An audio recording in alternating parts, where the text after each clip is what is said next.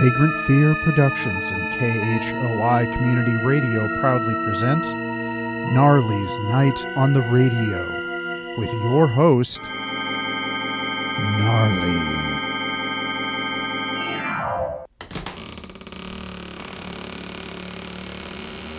Good evening, friends of Vagrant Fear Productions and KHOI Community Radio. Welcome back through the creaking door for another episode of Narly's Night on the Radio.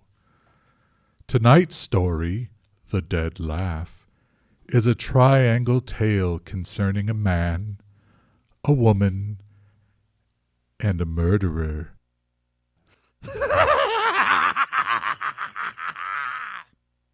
I know he's dead. His body's been in the grave for weeks, and yet, although I tell myself it's impossible, I can hear him laugh. That raucous, mocking sound haunts me. Same laugh that I heard for the first time in the courtroom. He'd never laughed during all the weeks of the trial, never even smiled. But that day when he came before me for sentencing, John Spencer, you've been found guilty of murder in the first degree. Do you wish to make a statement before sentence is imposed? I killed Hicks. I'm willing to admit it now. But he was no good. He got just what he deserved, and everybody knows it. I'm not a killer. I never committed a crime before, and all I ask now is a chance. John Spencer, the jury took all that into consideration when it convicted you. It is my firm conviction that to allow one man to take the law into his own hands is to encourage others to do likewise. I therefore sentence you to be hung by the neck until dead. No! Judge, please! I've got a girl. We were going to be married. All I ask is to live so I can see her once in a while. You should have thought of that before you committed murder. It's easy for you to judge me from up there. But maybe someday you'll be down here where I am. When that happens, I hope they throw the book at you, just like you're doing to me. Bailiff, remove the prisoner. Won't I be laughing when that happens? Wherever I am, I'll be laughing at you! Same old story. Prisoner pleads innocent or guilty with good cause, asks for mercy. When clemency is refused, condemned man curses judge and hopes the judge will someday find himself in a similar plight. Spencer's outburst failed to move me in the slightest. I'd heard it many times before. I went home to forget about the Spencer case.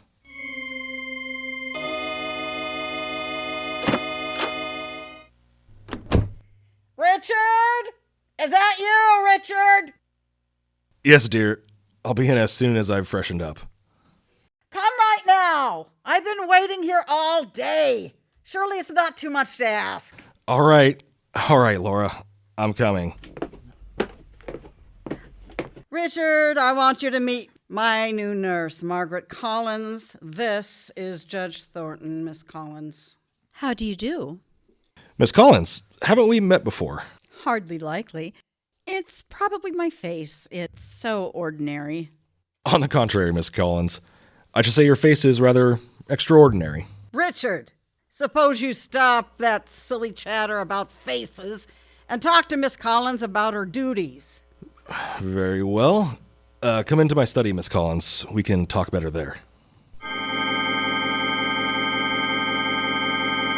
Sit down, please. There's not much to say, really.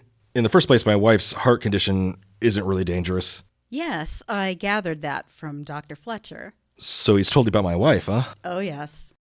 Since you're a professional nurse, and I believe in frankness, my wife is 11 years my senior, getting on in years.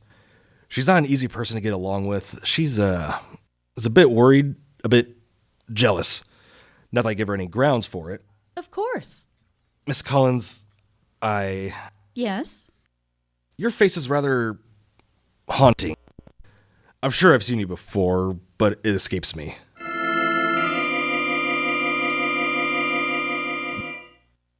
That was how it began. We played a game during those first few weeks. I would ask, Miss Collins, where was it that I first saw you? Don't you remember yet? No, I don't. Well, I do. And someday, if you're nice, I'll tell you. Having that girl in the house made me feel young again. But it didn't last. It ended one evening in Laura's room.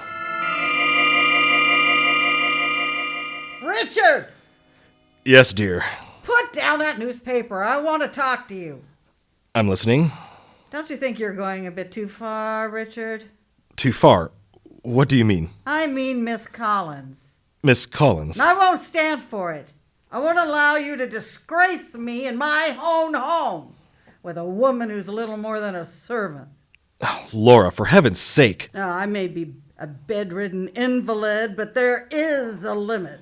You're jumping to ridiculous conclusions, Laura. Ridiculous, am I?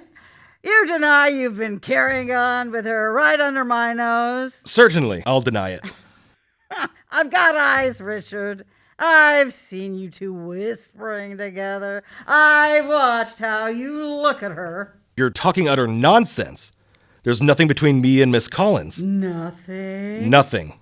Absolutely nothing. Well, then I'll give you a chance to prove it. Dismiss her. You want me to dismiss her? Yes, Richard, I do. Miss Collins, well, this is rather unpleasant, but my wife... She wants me to leave. Yes, how did you know? I couldn't help overhearing the conversation. Well, then you also know why she wants you to leave. You did warn me when I first arrived that she was jealous. It's been very pleasant having you here. Thank you. I'm going to miss you. Miss Collins, could I have your home address? Of course, but why would you want it? I hope you won't think me presumptuous, but perhaps we might be able to see each other. Would that be wise? No, it wouldn't be wise, but I might as well face it. I couldn't hide it from Laura, and now I can't hide it from myself. I love you, Miss Collins.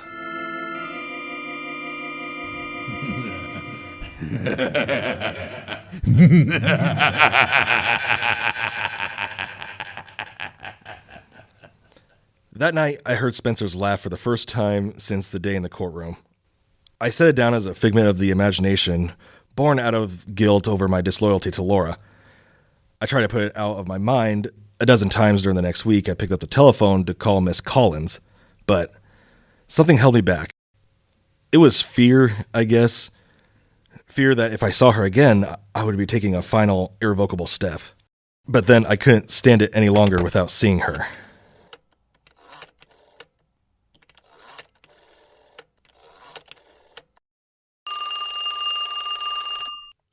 Hello? Is that you, Margaret? Yes? Who is this? Judge Thornton. Oh, hello. How are you? It's been so long. I thought you'd forgotten me. There's little chance of that. Could I see you tonight, Margaret? Why, yes, of course. Come over as soon as you like.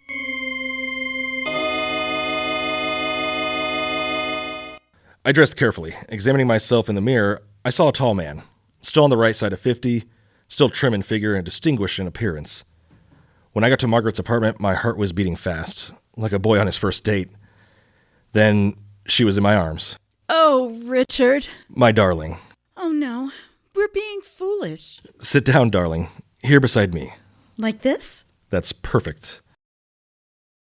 Margaret, would you marry me? Mary? You can't be serious. I was never more in earnest in my life.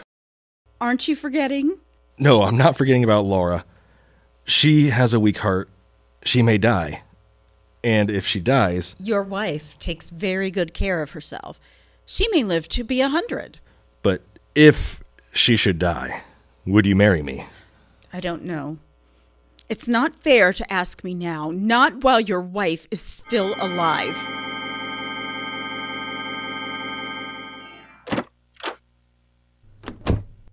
Did you have a pleasant evening at the club, Richard? I didn't go to the club, Laura. No? No. I spent the evening with Margaret Collins. Richard! You're right. I'm in love with her. I never knew what love meant before.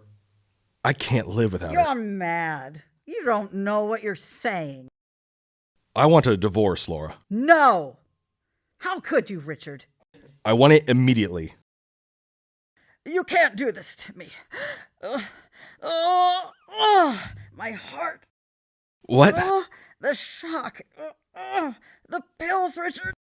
Give them to me. Hurry, Richard. She was pretending, hoping to play on my sympathy. That was Laura's favorite trick, but it would not work. Not this time. This time I would pretend, until I was ready to act. I gave her the pills, watched her take them and sink back on the pillow. Thank you, Richard. Feel better now? Oh, yes, dear. Much better. Oh, I don't know what I would have done without you here. I would have died. Oh, Richard, say you didn't mean what you said before. I couldn't go on living without you. You won't have to, Laura. Let me make you more comfortable. Your pillow needs rearranging. Yes, it does. Richard, what are you doing? I'm fixing your pillow.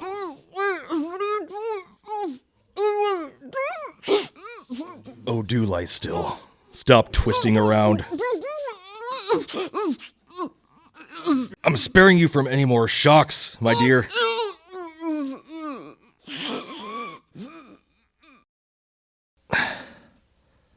Laura. Laura? She's dead.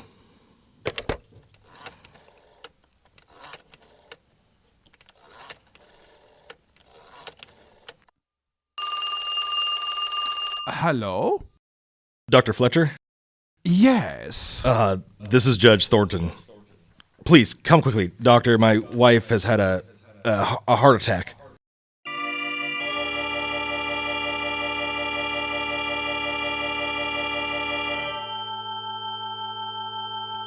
Well, Judge Thornton has certainly taken matters into his own hands.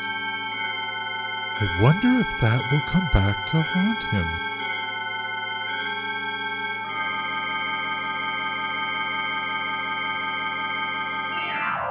Tonight's episode is brought to you by Vagrant Fear Productions, a production company at the crossroads of the arts and horror, and KHOI 89.1, community radio in the heart of Iowa. Tonight's episode, The Dead Laugh, is an adaptation of the Inner Sanctum Mysteries episode of the same name, which originally aired September 23, 1946. For now, let's rejoin the judge and see if his scheme has ended before it has barely begun.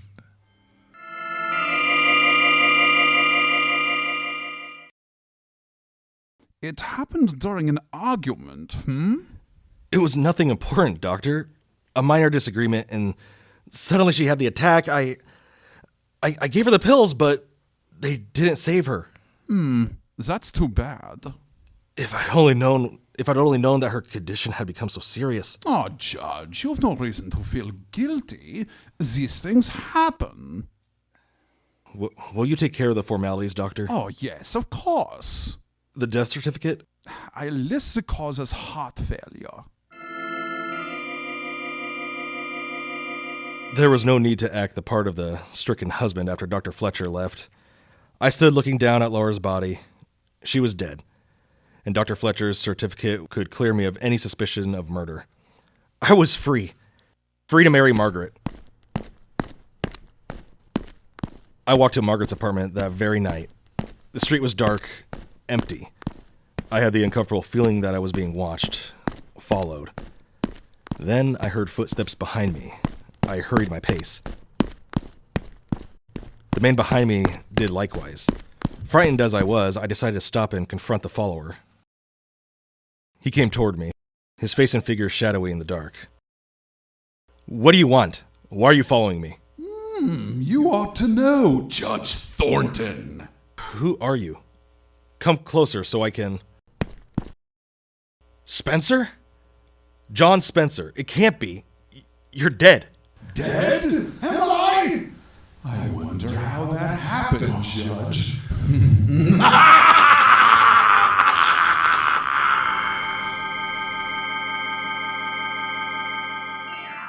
Now, take it easy, mister. Take it easy. Just tell me what happened. I was being followed, officer, so I turned around to see who it was. And did you see who it was? Yes, that's why I fainted. The man following me was a dead man. A dead man? The man following me, I know he's dead, officer. I ought to run you in. You are crazy. I had intended to tell Margaret that Laura was dead. I meant to ask her to marry me, but the encounter on the street drove those thoughts out of my mind. Arriving at the apartment, I went directly to the window and looked out. And there, across the street, leaning against the wall, I saw John Spencer.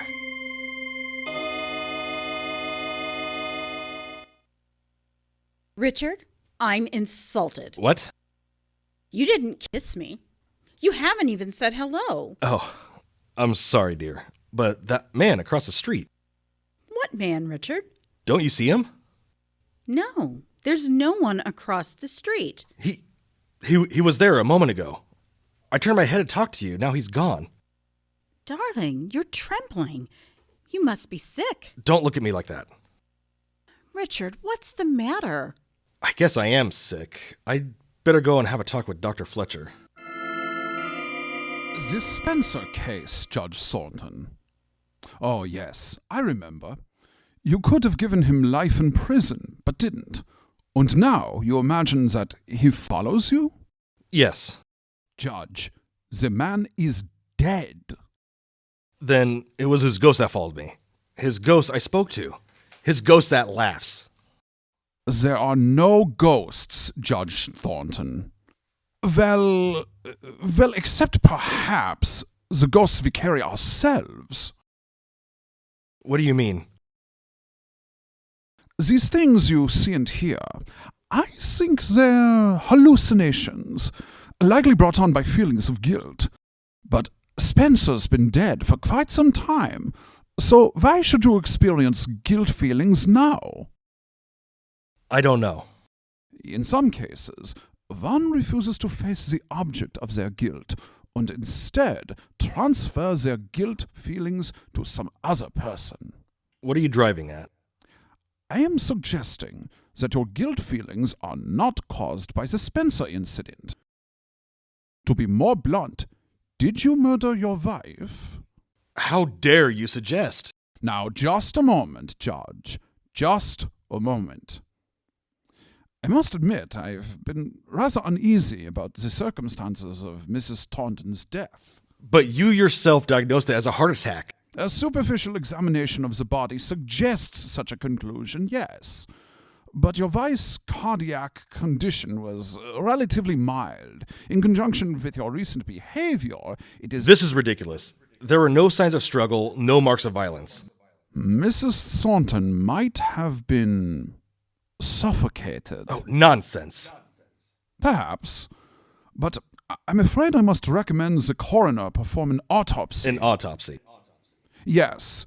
If it was her heart, then you have nothing to fear at all. And, well, furthermore... You meddling fool! Judge Thornton, put down that paperweight. Stay away from...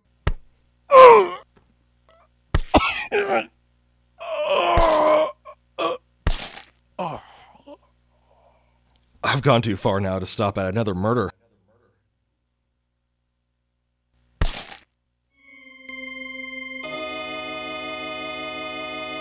I'd lost my head. I should have agreed to the autopsy. That would have given me a day or two in which to plan my escape. But now, as things were, it would be only a matter of hours before Fletcher's body was discovered. My thoughts twisted and turned in panic. Maybe someday you'll be down here where I am. When that happens, I hope they throw the book at you, just like they're doing to me.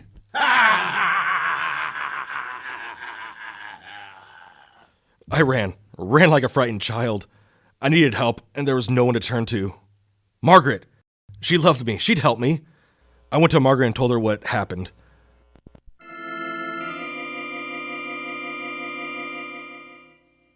You killed your wife? For you.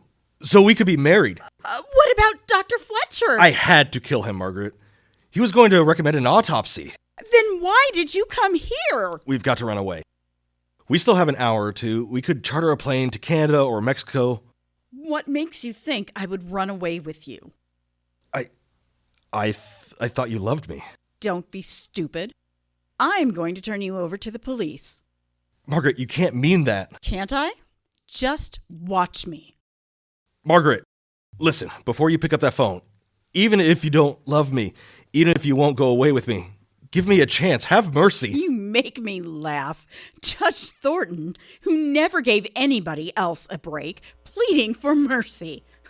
Ask the man behind you about mercy. Behind me? That's right.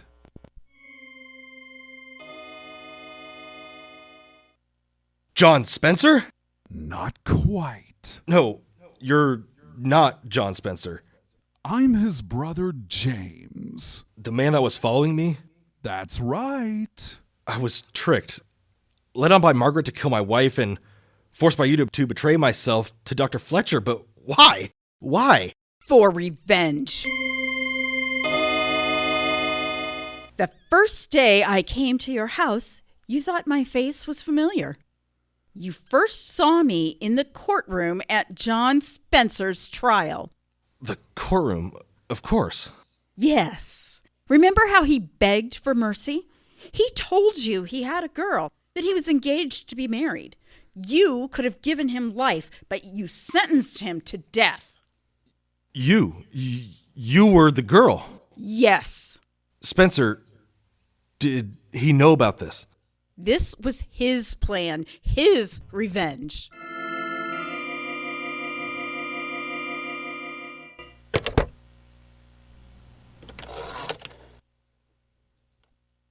Hello, operator. Give me police headquarters. I want to report a murder. Yes, that's right, a murder. I'm waiting now for the police to come, for the trial, for the sentence which I know will be death. As I wait, my thoughts go back to the courtroom. Maybe someday you'll be down here where I am. When that happens, I hope they throw the book at you just like you're doing to me.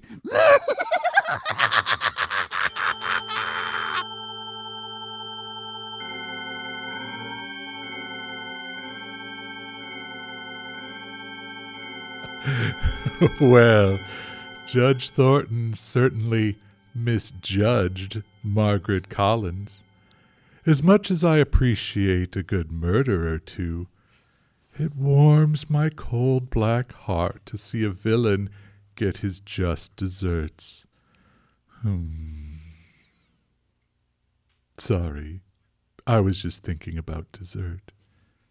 Anyway, for now, I'll escort you out through our creaking door and bid you fond farewell until your next visit here. Good night. Pleasant dreams.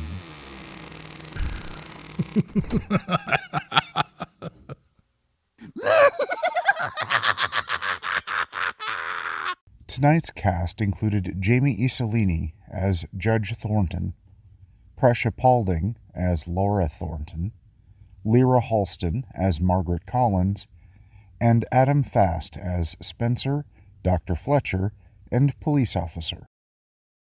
David Detlefs was Narly, our host and narrator. Mark Harris was the sound technician. Music included Supernatural Radio A by Kevin MacLeod, Incompetech.com, licensed under Creative Commons by Attribution 4.0 license.